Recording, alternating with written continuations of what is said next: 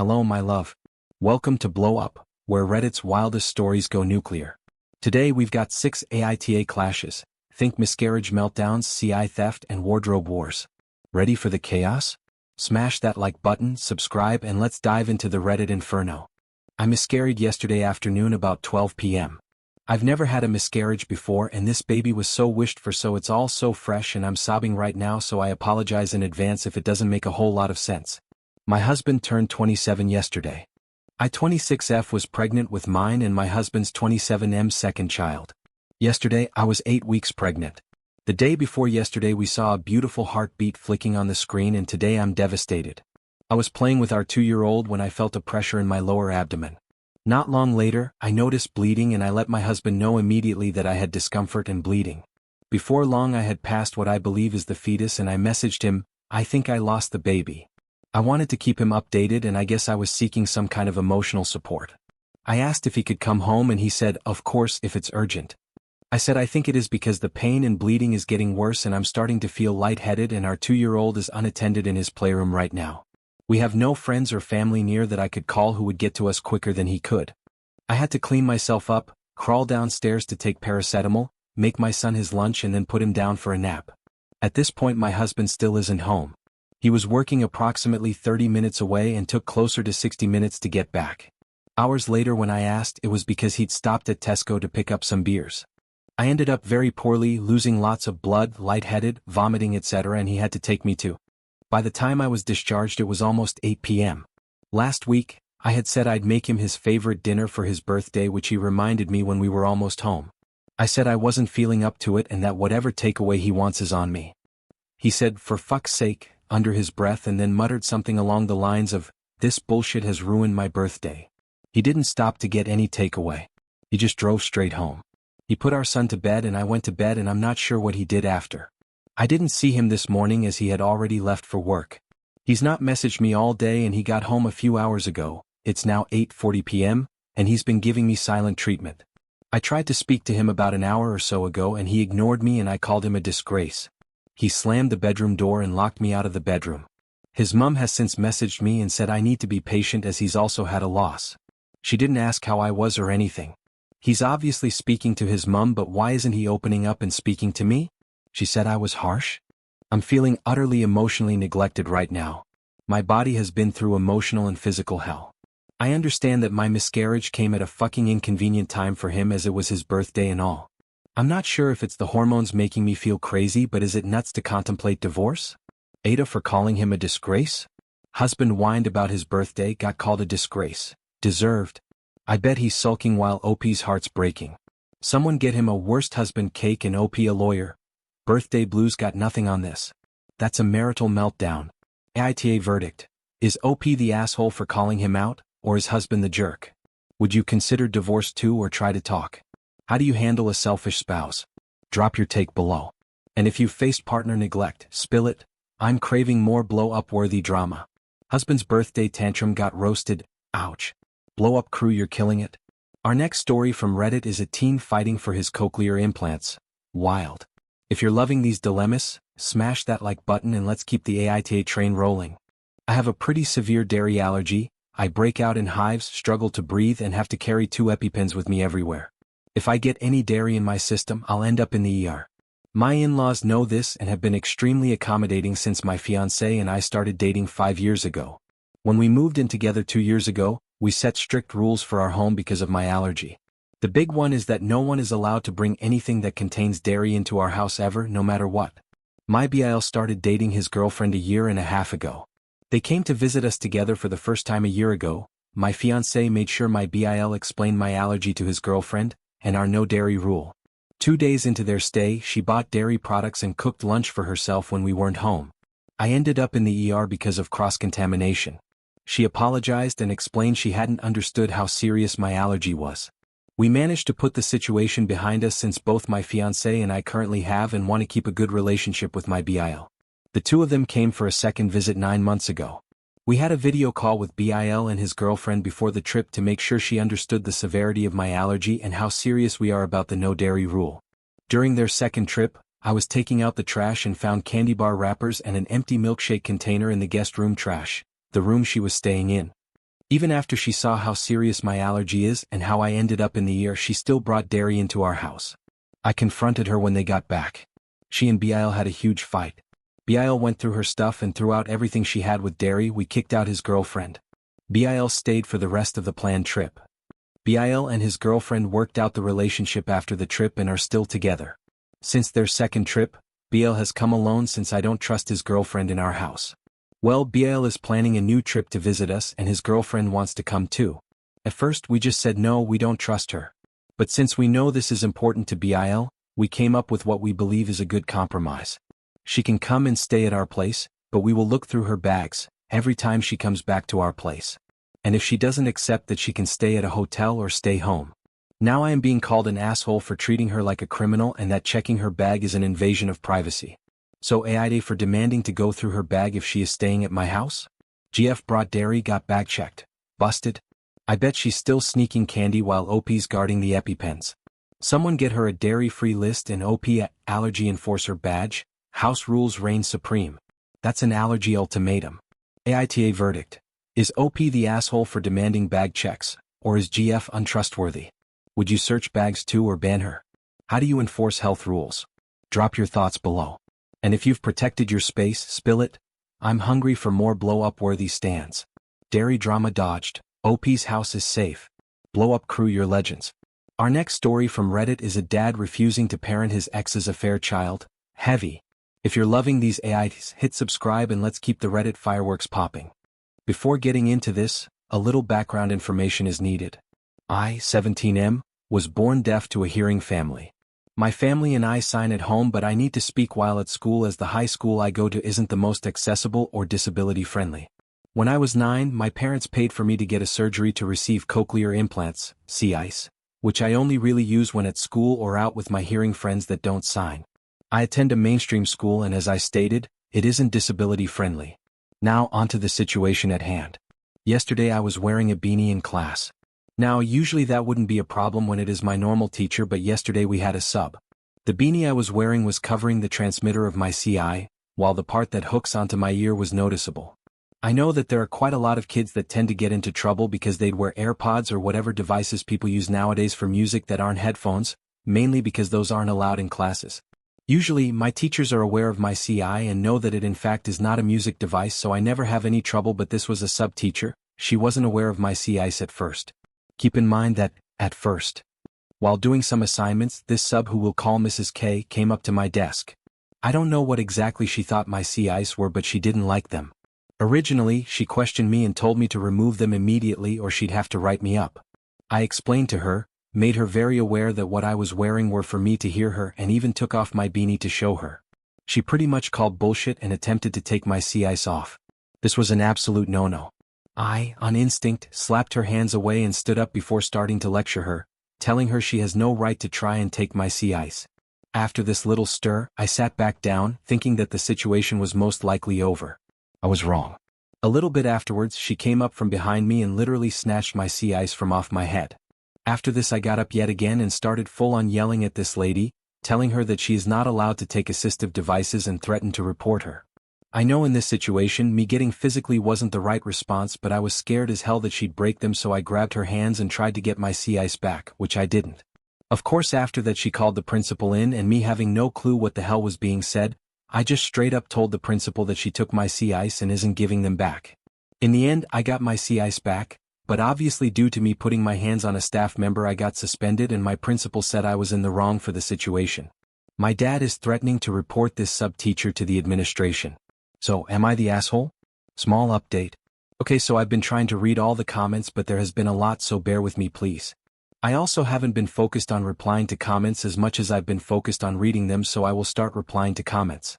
This update isn't necessarily on what my parents plan on doing, as I haven't figured that out yet, so this will most likely be a short update.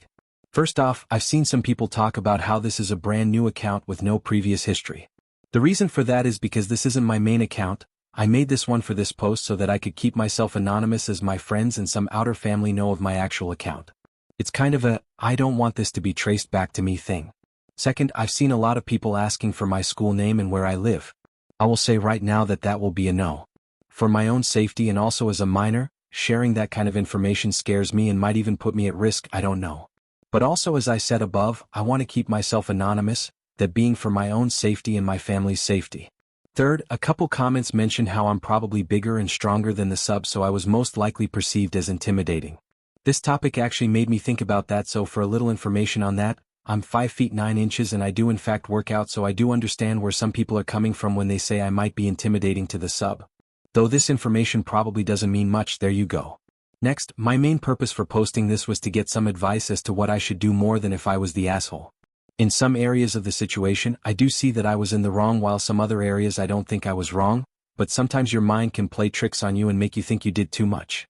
One thing I do know about this whole thing is that my parents are going to be confronting the administration and report the teacher, and from my parents reading your comments, the principal as well, also they're going to try and get my suspension removed from my record.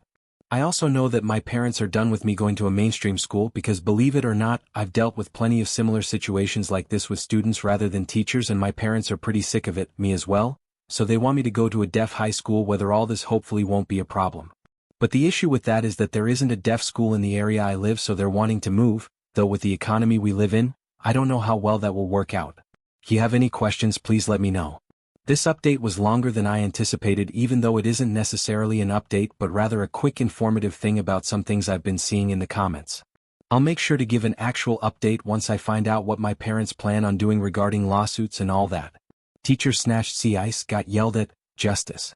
I bet she's still clueless while OP's parents are lawyering up. Someone get her a disability training manual and OP a deaf defender, cape. Classroom chaos conquered. That's an accessibility atrocity. AITA verdict. Is OP the asshole for shouting, or is the teacher wrong? Would you yell too or stay calm? How do you handle ableism? Drop your take below. And if you've fought for your rights, spill it. I'm ready for more blow-up worthy battles. Teacher got schooled, sea ice back. Blow up squad, your champs. Our next story from Reddit is a dairy allergy drama with a bag check twist. If you're hooked, hit that like button and let's dive into more AITA madness. 6 years ago I, 36M, learned that my ex-wife, 37F, was cheating on me. I ended our marriage and filed for divorce, but everything was delayed because she was pregnant. Once her child was born and it was established that I was not the biological father, my name was removed from the birth certificate and the bio father's name was added. They were a couple at this point. Throughout we shared 50-50 custody of our 3 children together. My kids were old enough to figure out what happened. I got them therapy eventually after my ex resisted putting them in therapy, and we had talks about everything. I did my best to reassure them that they didn't need to hate anyone for me or reject anyone on my behalf. But their relationship with their mom never recovered, and the relationship with her youngest never existed from what I know. The affair partner took off 3 years ago, and since then my ex-wife has requested that I take an active part in her child's life because I'm so involved in our kids' lives. Each and every time she has made this request via parenting app, one have firmly said no. She tried to take full custody of our kids because I refused to include her youngest, and a judge told her it didn't work like that and I did not have a legal responsibility to her youngest child. I ended up with primary custody of my children a year ago because my ex-wife made some very bad decisions and not only lost the house she was staying in but lost her job, had no savings, and overall was left with next to nothing. After this happened, her request for me to do something for her child increased. I ignored them for the most part and did as I was instructed to do by my lawyer, and replied to the ones that indicated I was responsible for ensuring the child was adequately cared for. Those I did say no to and reminded her there were places she could go if she needed help feeding her youngest. Our kids still must go to her house for her every other weekend visitation and they hate it. Which angers my ex because they have zero relationship with her youngest, and it angers her that I won't ensure that all of the kids have a good relationship and that her youngest knows what it's like to have a fatherly figure. She said she would allow me to adopt her child if I was willing. Then she said she would at least like me to do something. To express some care for her child. Send birthday and Christmas gifts, send food occasionally, offer to let her child join in for some activities. I do none of this. I have asked my kids if they would like to spend more time with their half-sibling or give gifts, but they have always said no, and they told me when they can make the decision not to go to their mom's house they won't have anything to do with her child either. My ex has become more angry because there are things her child has missed out on, and apparently they ask more questions now. Some of her messages on the app are now extremely hostile. There's nothing I can do about this for the moment, but they're saved so if we end up back in court they can be shown. She told me I act like I'm such a good person but I treat a child like shit. I don't feel bad exactly. I know I would have a very hard time being around this child and they're innocent, so I prefer to stay away and not let them feel the weight of my issues with their mother and how they were conceived. But maybe that makes me an awful person. I know at the end of all this is a child who has only got my ex and nobody else, and the child is innocent like I stated. Which brought me here to ask. Ex wants dad duties for her affair kid. Denied. I bet she's raging while OP's keeping it cool. Someone get her a parenting app mute button and OP a boundaries king crown. Custody clarity wins. Blow up fam, that's a custody curveball. AITA verdict. Is OP the asshole for staying out, or is X pushing too far? Would you help the kid or keep distance? How do you handle affair fallout? Tell me below. And if you've navigated custody drama, share it. I'm dying for more blow up worthy stories. X's kid got a firm no. Tough call. Blow up squad, you're the best. Our next story from Reddit is a MIL snub that's still stinging after 30 years.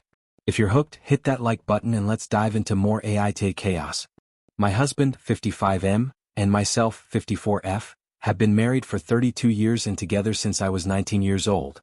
My husband Tom is an amazing man, but an extreme introvert, so I have been the social planner, greeting card sender and gift purchaser for both of our sides of the family. I couldn't even count the thousands of hours of calls, handmade gifts, and holiday meals I have contributed over the years. I have never had any major problems with my in-laws, but they have never been supportive, even when I was taking care of my terminally ill mother and 2 small children, and then working my way through nursing school. No offers of babysitting or meals, even though they only live 30 minutes from us. We even took money from our HELOC to keep them from losing their house d/t their financial mismanagement. I share this background to show why I was so surprised to find out that my MIL did not consider me in the family, in spite of 30 years of participation and contribution. Tom's uncle, Ned, died of COVID in 2022. His wife, Claire, my MIL's sister, was devastated and decided that she couldn't deal with a lot of people at his internment.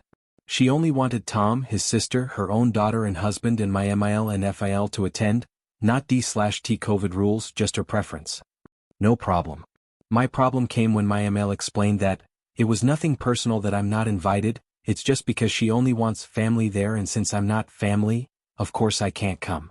I chalked it up to poor wording, but for the next 4 to 5 phone conversations she kept saying, nothing personal, it's just for family multiple times each conversation. She kept talking about the lovely luncheon they were going to have after the event I am excluded from, which would be so nice for the family to catch up, etc. Tom did tell ML to not refer to gatherings where I am not invited as for family only, but ML talked over him like she always does, and never registered how insulting it was. How am I not family, after 30+ wires, 2 kids and decades of effort? She wasn't mad or being vindictive, she was just calmly stating facts. She was acting like Tom is 20 years old and I am the flavor of the month, not his partner of 3 decades who literally saved his life and nursed him through a stroke, again without help, and all the aftermath. I was crushed. Inclusion is really important to me, and whenever I host a holiday, I make sure that friends and coworkers have a place to spend holidays and invite them to spend it at my house if they don't have other plans. Shutting someone out is literally one of the worst things you can do to a human. My solution? If my MIL is going to treat me as my husband's +1, I'm going to start acting like it. I told Tom that all of the cards, gifts and communication with his family are here forward his job, and I will manage the same with my side of the family. I made him a list of all the birthdays, anniversaries, etc. that he needs to pay attention to, and told him that if he wants to have us host something for his family, I will happily cook a lovely meal, but he is responsible for the invites, negotiating the menu, etc. I then sent a letter to my in-laws letting them know that Tom and I redivided household duties, and he will now be managing all of the above and that they can contact him and not me regarding social stuff. Tom was not thrilled that he now was responsible for a genre that is difficult for him, but I told him that we could trade duties every 30 years and my 30 years are up. Oh. We are now 3 years later, and when Tom says something about a holiday for his family, I remind him that is his arena and whatever he wants to plan is fine with me. Lately he has been rolling his eyes and saying, "We're still on this? You are really holding a grudge." Or, "You really don't want to let this go." I don't think I am holding a grudge, but this is the most hurtful thing ever put on me, and I can't forget how they view me. I don't hate them or discourage his or my adult kids' involvement with them, but if I'm not in the family, then I am not going to invest my energy on people who do want me around. Is Tom right? Is 3 years long enough and I should let it go, especially since they are oblivious and not going to change their view anyway? AITA? I would like to point out that my husband does have brain damage from his stroke, so writing things down and reminding him are part of our normal life and needed for him to get through his day okay. He has a hard time with memory and verbal comprehension, so sometimes it takes him until after a conversation and talking with me to understand what was said. This isn't just when dealing with his mom, but for TV and movie plots and other situations. He is able to drive, work part-time, exercise, play tennis, but he does need help with problem-solving and memory. To clarify, my husband's part-time job is executive accounting. He is not incapable of planning a birthday dinner or buying a card. The damage was to his auditory center, so if things are written or visual he is fine. Just as long as he is not getting info via auditory means and writes things down he understands. Amel said, not family, got ghosted, savage. I bet she's still clueless while OP's free from card duty. Someone get her a family tree and OP a petty planner, crown, 30-year grudge game strong. That's an in-law insurrection. AITA verdict. Is OP the asshole for sticking to it, or is MIL's snub unforgivable? Would you keep the boycott or let it go? How do you handle family slights? Drop your take below. And if you've cut off in-laws, spill it. I'm starving for more blow-up-worthy rebellions. MIL's out, OP's done, iconic. Blow-up crew, your legends. Our final story from Reddit is a sister who slashed clothes and landed in jail. Wild. If you're loving these AITAHs, hit that like button and let's wrap this up with a sibling showdown. So I, 24F, live with my younger sister, 21F, while we both save up for our own places. It's been mostly fine, but lately she's been acting super jealous and petty over the dumbest stuff, especially my clothes. I work a decent job and I like fashion. I save up and occasionally treat myself to nice things. Think Zara, Abercrombie, nothing outrageous, but definitely stuff she doesn't buy herself. She constantly borrows my clothes without asking. I've asked her to stop multiple times, even put a lock on my closet door, which she broke. Last week was the final straw. I came home from work and found a pile of my clothes, my favorite leather jacket, some designer jeans, a silk dress I wore once, all shredded and slashed up on the floor. Like someone went full slasher movie on them. My heart dropped. I asked her what happened and she just smirked and said, maybe now you'll stop acting like you're better than everyone else. I completely lost it. I called the police and filed a report. She thought I was bluffing until the cops actually showed up. I showed them the damage, the receipts for the clothes, I keep most of them for returns or resale, and the broken closet lock. She was arrested for property damage. Now my parents are freaking out, saying I took it too far and that she's just a kid, and family shouldn't call the cops on each other. But I've had enough. This wasn't an accident or a dumb prank, this was straight up malicious. So, AITA for pressing charges against my own sister? Sister slashed clothes, got cuffed, fashion felony. I bet she's still smirking in jail while OP's mourning her jacket. Someone get her scissors confiscated and OP a wardrobe warrior badge. Sibling sabotage stopped. That's a closet crime scene. AITA verdict. Is OP the asshole for calling cops, or is sister the villain? Would you press charges too or let it slide? How do you handle sibling spite? Drop your take below. And if you've fought over stuff, share it. I'm starving for more blow-up-worthy clashes. Wow, blow-up fam, those AITAs were straight-up fireworks. Which clash had you shook? Tell me below. I'm reading every comment. Smash that like button and subscribe for more Reddit chaos. Thanks for vibing with me. Next time we've got crazier tales. You won't want to miss it. Catch you then.